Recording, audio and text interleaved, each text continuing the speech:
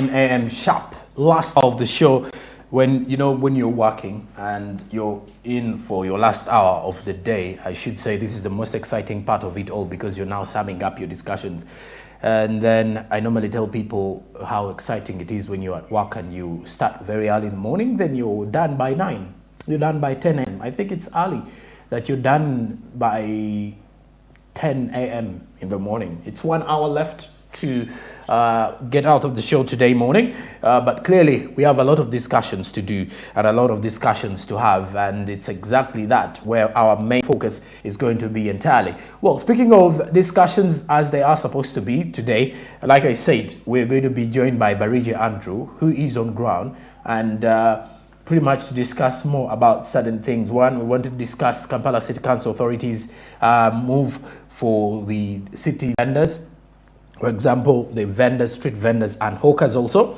Then from the other perspective or the other journey, we will be looking at discussing the issue of data expiry. So today's topics are mainly broad and I should say socio-economical, from the incident of city hawkers and traders in Uganda, where KCCA has set out plans and a guideline under which these vendors will be getting back into business and back to the streets to continue doing their businesses as usual, as they used to. Then also we're going to be discussing the issue of data expiry, then also bundles, and why there is need to at least check on this, and why this that is the Right Honourable Deputy Speaker to Parliament did mention on the issue of addressing this and also communicating to the telecommunication companies to give answers as to why most probably most people definitely have this as a claim. I think if you're to look at it in a perspective, I think all of us have once loaded or have been loading airtime or data for a week, I say. So you load data for a week, and then after a week, before actually the week expires, the data bundles have already expired, and then you ask yourself a question: how did this come to pass? Like, how did this really happen? So pretty much a situation where we are all looking at focusing on different situations, but there are things that you do that you continue doing, and they make it happen for you every other day. Now, from that particular one, we're going on ground with Barige Andrew to see what he has for us this morning and entirely see the discussions as they are supposed to be. So Barige Andrew is on ground and he's going to be taking us through what is coming in from his particular perspective. Later on, we shall be joined by to him and over to him to get the lines and try to understand. But before that, by the way, now what is your take on the issue to do with data? Because I would want this to be a broad discussion with all of us. First and foremost, I think the issue of taxation, when government had introduced the over-the-top tax, that is OTT, back then, Ugandans deliberately, and I'll say this frankly, deliberately failed to pay OTT. Only a few did pay it. It was the 200 per day tax, and you're supposed to pay it. It was the over the top, so it was tax that could pay directly. It wasn't indirect. So government got to realize Ugandans had switched options to virtual private networks, that is the VPNs, to access the internet, because that came freely. Now later on, government realized that now they've not hit the targets they met too, because when you look at URA sets up and say, if in an annual budget we want to hit this target by the end of it all, by the end of the fiscal year, then surprisingly, what happened was URA failed to hit the targets, and government decided to eliminate the OTT and then rather drive it onto the data bundles themselves. So it is actually data that is now going on top. It is actually indirect taxes now. The other time it was directly charged through payment, but now you're only indirectly charged on the data that you pay for. So when you pay your 180, you pay for your 180 MBs, you expect government to chop some taxes off that particular amount of money. Now, from that particular perspective is where our argument is, and where the Right Honourable Deputy Speaker of Parliament had an argument saying that if at all we're fighting for space, we've paid for this internet, then why then should it expire? I mean, if you look at this argument, it will come in a two-way traffic situation. One is the telecommunication company will tell you it has to expire. You know, terms and conditions definitely apply. Then the speaker also has his own view or his opinion, his humble opinion in regards to that situation and why he still believes it does not have to expire until there are some answers given to it. You know, every time a telecommunication company as well tells you you have unlimited data bundles, then you ask yourself what makes them unlimited, because at the end of it all they are going to expire at the end of it. And then also, if at all you've paid, for example, daily data and you've not been able to utilize it, will still expire. So those are some of the queries with the country that is actually switching to the digital economy, as we are pushing for e-commerce and pushing for businesses to go digital in all aspects. The internet space is providing that for an answer. The internet space is actually giving us answers as to why people have to set up websites for their businesses. People are actually trading via Instagram, Twitter, Facebook, and using different platforms to trade. TikTok, you could say, and that they actually trade various goods and commodities, interact with different clients. But now the issue of internet has become an issue for most of the people. One, when you look at internet connectivity in the country, the speed of the internet in most areas of the country, unless those who are in the city, but then others as you move up country, becomes difficult. And you would see when you go to the northern part of Uganda, southern western part, eastern parts, the more you go away from the city, the more it becomes difficult for you to access fast internet. So that is another issue. Then the other issue will be the internet charges that look very unfavorable sometimes. So that is a more bigger claim. But like I say today, in the SMB on ground, today with Barigi Andrew, we're going to be discussing a broad perspective of topics and ideas. We will be looking at one, city hawkers and city traders, or pretty much the vendors on the streets. Kampala City Council Authority wants them back. This time want to be relocated to different designated areas in a more regulated manner that would see a smart city being pursued. Then also we'll be looking at data and the issue of data expiry in a perspective that the Ugandans do understand. I believe we're all users of data, and every other person who has a smartphone at least has loaded data bundles. Sometimes you've at least been able to at least buy data from a telecommunication company. Not only that, but you've been able to use the internet. You use social media platforms, and without social media platforms, some people literally have a bored day, whether at work, at home, or at school.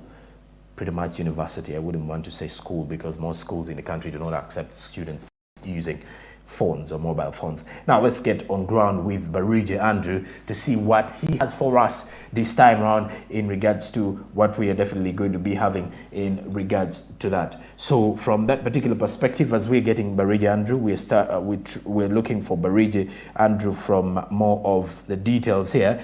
Getting back to the SMB discussions now. Before we actually went into a break, we were looking at a broad perspective of the parish development model and how it is actually going to be boosting the agricultural sector. Now, when we look at the PDM, which is being looked at as the possibility or a possible way to push for Ugandan's economy, we mentioned something to do with, we can look at agriculture in sector. In the international updates we had, with Ethiopia goods worth 500 billion in terms of the manufacturing sector. Now, when you draw it in Uganda, the say has been the backbone of the economy. It is that same that we are going to use to push forward.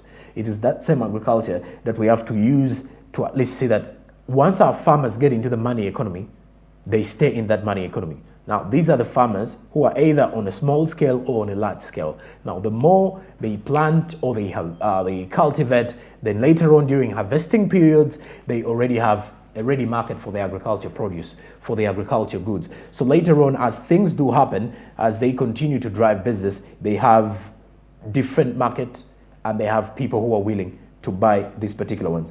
Now, let's get to Barigi Andrew on ground this time and to see what he has for us in regards to the various topics. I did say one was regards to the city hawkers and vendors, then the other was on the issue of data expiry in the country.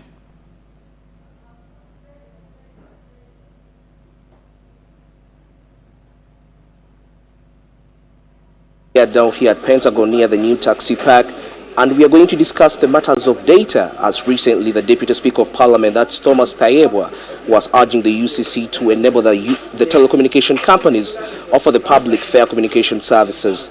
There are these concerns that data expires when people haven't yet used it, as compared to other countries where data bundles actually don't expire, but they are just activated, just like how you can have your mobile money or your bank account dormant and the bank inquires of you too to make it active. So there has been an issue that why should data expire, and this is affecting quite a lot of Ugandans, most especially those that are running businesses, because you see that these days everything is going e-commerce, digital sales, and when people don't have the access to the data, it's going to be very hard for them to transact the businesses. So today we are down here, we are going to meet the traders and we get their views concerning what do they lose whenever they don't have access to data. And as you know, out there you're watching, you're also probably selling something online, but due to the data hardships. And you know, when this came up recently, we see that the telecommunication companies are giving services like we've seen Chillax bundles,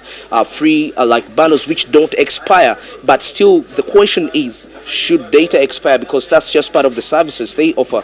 But still, the majority, yes, the biggest percentage of the bundles that is being offered, they really expire. But not only the data bundles, but also the aspect of minutes. For example, you load your minutes, 30 minutes, 1,000. They expire in just one day. Remember, you're a business person. You have to communicate. So the question is, where does that balance which you didn't use go? So today, that's the topic we want to discuss about, as we are going to get the different views of the different people as we explore the subject. So right about now, I'm going to get into a few interviews with some of the traders, and they're going to tell us what do they lose whenever they don't have access to data. So right about now, yes, Sebo. Jebaleko. Live ku Smart 24 TV. Tuzesimye okubako ku Smart 24. Ensonga tuziwulira era ensonga tuziraba tubeebaza nnyo kubanga musitudde obusuubuzi nga Smart 24 at first. Ekyo tukibeebaliza ddala. Tulaba nti katutandisa otegeera ddala ensonga ez'ebyemisolo, tutandisa otegeera ne ku katuli ku data, buli kimu tugenda tukigoberera ddala. Luli ekitaaliwo TV endazaali tezikituwa. Amanya yenze Lwegaba Moses, ndi mwogezi wa kibiina kya UTEA era nga ndi mu busuubuzi era ndi ku mulimu gwange wennyini wenkolera. Bassebo ne bannyabo abali abatulaba, ensonga ya data tugamba nti oba Uganda yafuuse ekizibu, buli kimu kyonna kyafuuse kya bubbi. Ku ssaawa eno tusasulira services zaffe gye walirowoozezza nti kyemba sikozesezza siraba lwaki ate baba kinzijako. Nate companies zino zaafuuse za kivandulo, birabiddwako nga mu Umeme, birabiddwako mu mazzi batu balabye tutategeera.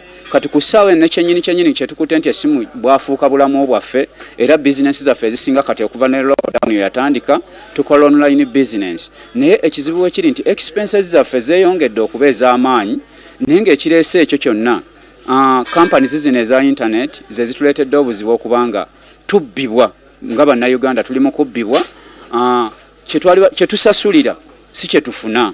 Bwe mba nsasulidde budde bwange nti obanguze data wange wa mutwalo, naalikkiriza nti naalibadde mukozesa ng'omutwalo gwange we guli. Naye bo balinga abatupangisa nti batupangisizza lunaku oba ssaawa, nti ffe tusasulira ssaawa okubeera ku intaneti yaabwe, so si kufuna services yaffe mu bujjuvu. So kya bulumi nnyo nga ffe abasuubuzi kitwongeddemu expenses ennene.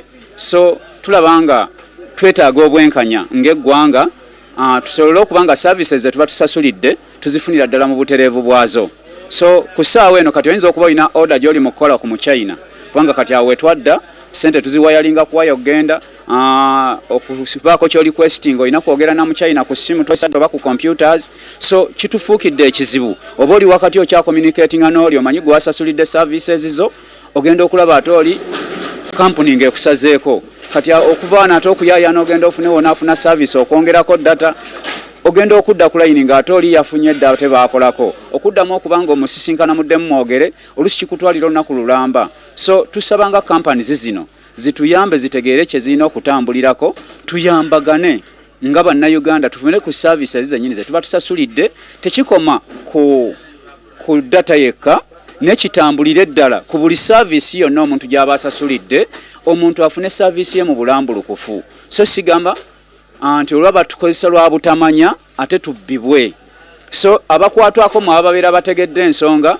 tubasaba mmwe mwennyini nga abakwatwako ab'eggwanga bamemba ba paalamenti abavunaanizibwa ebitongole ebyenjawulo poliisi wano kino kitongole ekya poliisi bannayuganda bali mu kubbibwa ebitongole ebiri waggulu bikozesa obuvunaanyizibwa bwabyo olw'okuba ti byo binenekokko ne bikozesa olukujjukujja okufera okutukutwala nga kufera nakutubbako services zaffe ze tuba tusasulidde so nga abasuubuzi b'eggwanga ekyo kya bulumi kubanga data ye tumwetaagira ddala kyafuuka kitundu ku bulamu bwaffe ne tukolere ddala n'obulambulukufu companies tuziwe kye tuba tuziwadde nazo zituwe services zaffe nga tuba tusasulidde baleme tubala mu budde nti baba tupangisizaako nti kale osasulidde lunaku tutuuke mu mbeera nti nsasulidde eddakiika zange bwe mba sizikozesezza ne bwe mba nzizemu olunaku olw'enkya ntandikire we mba nakomye so kye tusaba tuve mu mbeera y'okubanga tuli mu kubbibwa nga bannayuganda ekisembayo kikyofiirwa buli lw'obanga tosobola kufuna data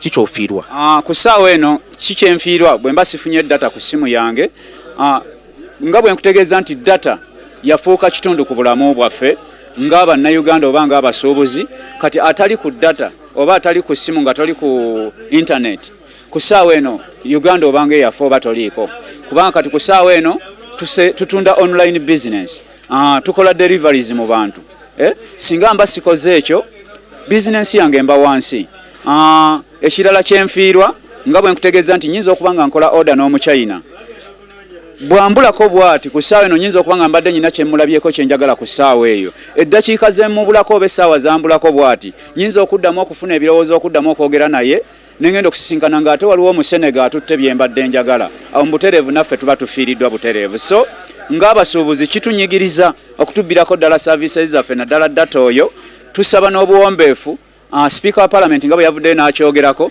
bireme kuba nga kiboozi nti yamaze byogerako bwogezi bikomaawo tusaba babiteekere ddala mu nkola services ze tusasulira tuzifune nga bannayuganda.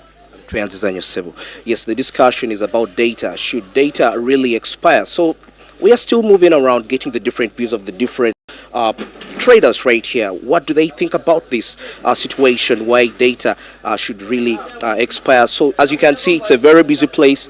People just wake up to work on their stock to make sure that they can make quite enough profits. And yes, we are still getting the views concerning data. Data is everything in the era we live in, the digital era. If you don't have the internet, it's really hard for you to penetrate through the outside markets. Sebo Jebaleko. Ibutelev ku Smart 24 TV oli live. Amanya go Sebo. Amanya Sam. Ku nsonga ya data. Go chicho feedwa buli lw'obanga tosobola afuna data. Kubanga gundi yavuddeyo ngekubiriza ekitongole kya Uganda Communications Commission okubiriza zino company okuwa bannayuganda services eziri fair eza data nga kino kyakuyamba obusuubuzi ogenda maaso gwe ensonga eyo gyogerako ki data ddala ina oku expiring ate waba taliiko ki kyofiirwa ng'omusuubuzi sebo data bwaba taliiko naziwe kati eno ffe wansi gye tukolera ne data tetumukozesa olunaku lulamba mu budde bw'oku teri network ne bwe basimu tokubirwa simu internet tosobola gifuna olw'okuba nti ki teri network kati ne wonojja nombuuza nti ofiirwa ki nti nga bakuteddeko eddakiika 5 neziggwako so kikunyonyola kubanga sibikozesa ekyo ng'okimaze kirala ky'obuuzizza obuuzi kyekira kya expiring anti simukozesa no wansi tukozesa network ya simu kakati engeri gye mutafuna network like network ya simu bw'obaka kibo bw'otwala eri abo bekikwatako kubanga batambuza omutimbagano guno nga namwe gubatuukako bulungi bandi zino batukyusizaamu ko netusobola okuba nti naffe emirimu tugitambuza bulungi kuba bw'oba tokubirwa simu ne client akwagala abatasobola kukufuna bweba internet teriiko batakufuna ate nga n'ekyo kimaze era ate era nabo babinikibwa omusolo nti gwe wanaabanga naye asabibwa omusolo nga mungi owa netiwaaka y'essimu nga gavumenti emubini solo mungi ate naye era ojja musaasira kubanga alina okunoonya ssente ezo okuziweza. Kati wabanga akuwa eddakiika 5 mu ssaawa 24 bw'oba tozikozesezza n'akusalako ate naye omusaasira kuba naye ali mu bizinesi nga nze gye ndimu kitegere. Andi kati waliwo ensonga okuba nti otaddeko 1000 oguze eddakiika zoba 2 okozesezzaako eddakiika 19 oba tofiirwa. Kyennasoose okuga nti ne wano w'oyimiridde ne bw'okuba essimu teyitamu. Kale ng'ensonga tugivuddeko ey'okuyimirira tukifuule general nti oli waka waliwo omuntu ayagala okukubira essimu oba olina gweyagala oba aliwo akugambye nti sindikira ku byamaguzi byo ndabe webifaanana amakanso kentukeko ewaka ngenda kukusindikira. Kati twogereramu eyo perspective ng'eyo nti otaddeko datawo MB zo nga 10 wetegese okudda ewaka osindikire omuntu probably ali Kenya ayagala kulaba maali naye otuuse ewaka bagambe datawo ali expired. Kituufu naye ate era wakati ate obudde tebuba bwa business buba bwa waka. Obudde buba bwa waka tebaayo business yonna gy'oyinza tambuza. No obudde buba bugenze obwo.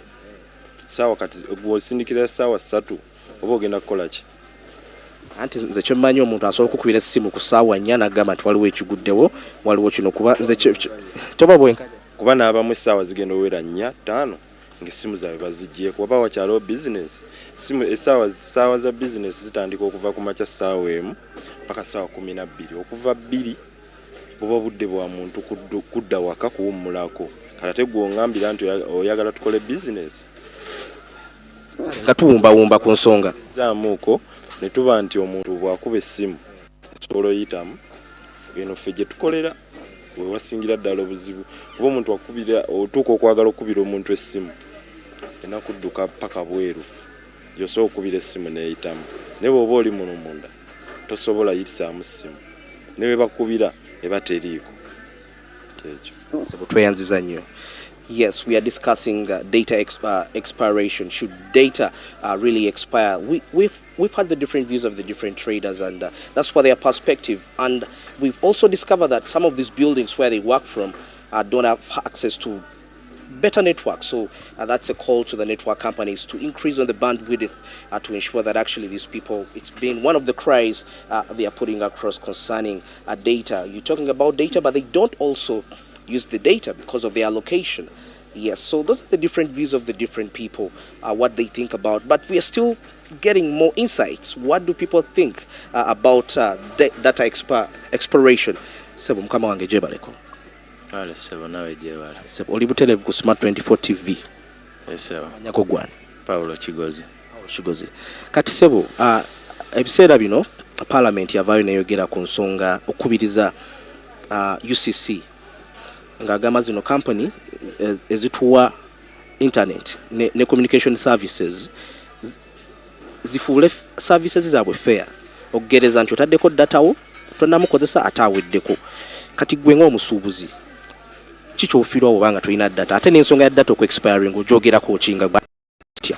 Ekintu kya data oku-expiring kinkoseza ddala nnyo nga nze omuntu kubanga ogenda n'ogula datawo nga alina expiry date kiba kitegeeza mu obudde bwe baba bampaddemu nina omukozeseza naye ate nga mba nkozeseza ssente zange okumugula kitegeeza obeera onkako okukozesa ekintu ekyange ekyenguze mu budde bw'oba oyagala nkikozesezeemu. Nze ndowooza singa nti mba nkozeseza ssente yange okugula data wange naalibadde mukozesa mu budde bwe mba njagala omukozesezaamu ne kitabaako nti oguze datawo nkuwadde essaawa 3 mu obudde bw'oba tomukozesezza abeera gwako. Ndowooza ekyo nange kiba kinyigiriza ng'omuntu nti onkako okukozesa kyesaagala kuba nsobola obbanga naakagula data wange ne sifuna budde bumukozesa nenfuna ebintataaganyamuko nenzira ku birala ate oluusi ngenda okudda ng'obudde bwe bampadde buweddeko nga data wange aweddeko simukozeseza ate ne kinneetaagisa okuddamu ogula data omulala kati awo mba nkoze loosi yange ya ssente zange zaaguze yasoose awo kiba kinyigiriza nange ng'omuntu. Kati obubaka ki obusembayo bw'oyinza okuwa ezo company ezivunaanyizibwa okutuwa data nga gwe ng'omusuubuzi? nze ng'omusuubuzi kuba kati ne business nga bw'oziraba ennaku zino tuli mu .com era zonna zitambulira ku internet, twetaaga data. Baali badde bafuna engeri gye batuyizaamu ne tusobola okufuna data talina expiry date, nti ne oba omutaddeko leero w'ofunidde obudde osobola okukozesa data wo, oba nsobola obeera wano ku mulimu nembula obudde obubeera ku simu yange okozesa data wange nga ne wemba nzize waka nsobola omukozesa essaawa yonna wemba mwetaagidde. Tweyanziza nnyo ssebo. Okay, recently, was about 2 weeks back, Uganda was celebrating the digital journey transformation, and definitely one of the aspects that the digital transformation should embrace is to ensure that the business transactions are also digitized, to ensure that the Vision 2040 is highly achieved with ultimate relevancy, so that the nation can develop very further. We are still getting views of the different traders. Should data really expire? Mukama wange gyebaleko ndibutelevu ku Smart 24 TV. Twogera ku mulamwa ku data oku expiring, otaddeko data wo tonnamukozesa bakugamba weddeko. Gwe ng'omusuubuzi kikosa kiti ekyo? Kinyigira ddala kubanga kati ffe ebiseera ebisinga data tulwawo mukozesa, naye osobola omugula ekiro just obeereko kko, kubanga ffe tulina emitimbagano muno, wifi mweziri, toyinza okugula data wo nga ku ssaawa 3 n'ogamba obaka oteekeko n'okozesa ku katono nnyo, ogenda otuuka enkeera ekiro eruddemu ogenda okutuukako nga bagamba tekuli, bakakozesako katono nnyo nga kugamba naatera okuggwako, olina okuddamu okuteekako omulala. Okugamba embeera nebiranga etutuusiza nga tugenda kuva ku bya data tubeereko misana kokka mu wifi zaffe wano, era nga ne wifi batuseera olw'okubeera ekintu ekyo nti data bamutwala mu speed ey'amaanyi. Osobola okugula GB namba n'ogenda ogiddamu ogiteekako n'olabako obugundi butono obwo, ogenda okulaba nga bazitemyetemye mu bintu by'ekisi bye tutategeera na kutegeera ekitegeera. Batunyiriza ddala, y'ensonga eyange ssebo. Kati obubaka ki obusemba eri kampuni ezo ezivunaanyizibwa okuwa data gwe ng'omusuubuzi? Kati ekintu ekyo sijja kukulimba, osanga bo bennyini bye basalawo kitegeera. Kati toyinza bagamba kati ngaffe abantu bawansi toyinza era kujja n'omugamba nti kampuni ya gundi etereeza ekintu wekityo kitegeera. Kati bo balina kwetereeza nga bo. Balina kwetereeza nga bo. Kale mukama wange tweyanziza nnyo. Yes, we are still catching live right here on Smart 24 TV. And okay, we are, yes sir. Tulina ensonga endala, tusasulira services zaffe ne tulina ekizibu nga companies ate zo tezikoze kimala kutuusa internet wansi eno nga mu basements gye tukola ki gye tubeera ne tubanga bwe mba nsasudde ate eno gye nkolera wansi emirimo wansi mwe nkolera nate siina network.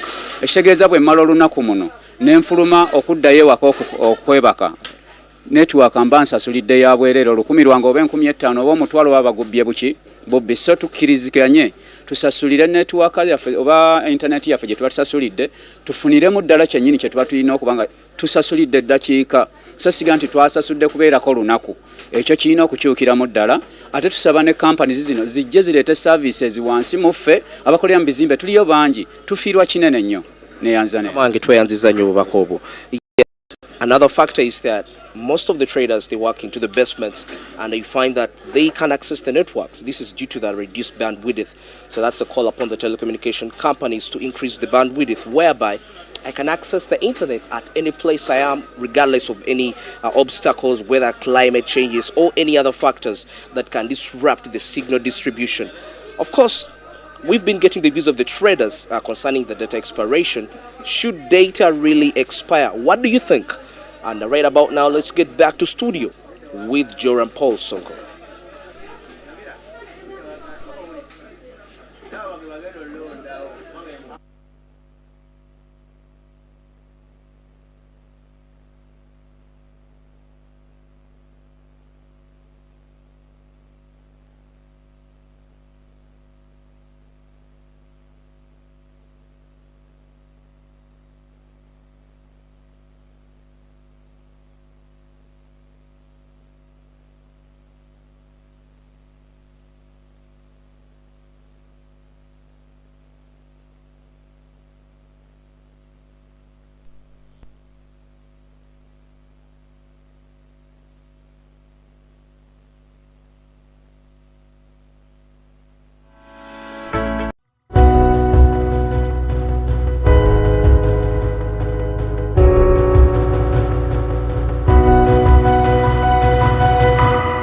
24, driving business.